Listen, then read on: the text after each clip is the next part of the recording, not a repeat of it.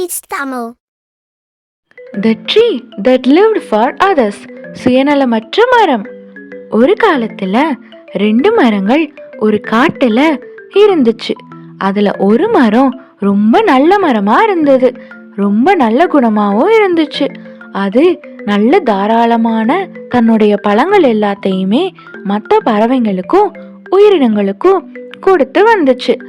ஆனா அங்க இருந்த இன்னொரு மரத்துக்கு இந்த மரத்தை பார்த்து ரொம்ப பொறாமப்பட்டுச்சு.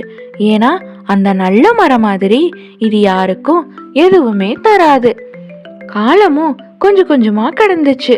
ஒரு 2 வருஷம் ஆனுச்சு.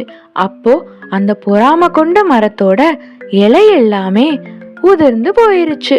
அது ரொம்ப இழைச்சு பலவீனமா ஒல்லியா ஆகிடுச்சு. ஆனா அந்த நல்ல மரம் நல்லா வளர்ந்துருந்துச்சு.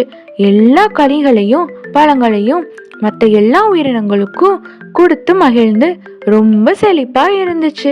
அதை பார்த்த அந்த பொறாமப்படுற மரம் நம்ம இந்த மரத்தை பார்த்து பொறாமப்பட்டது தான் காரணம் அப்படின்னு நினைச்சிச்சு. அதுவும் தன்னுடைய தவறு உணர்ந்து கொஞ்சம் கொஞ்சமா குணத்தை மாத்துச்சு.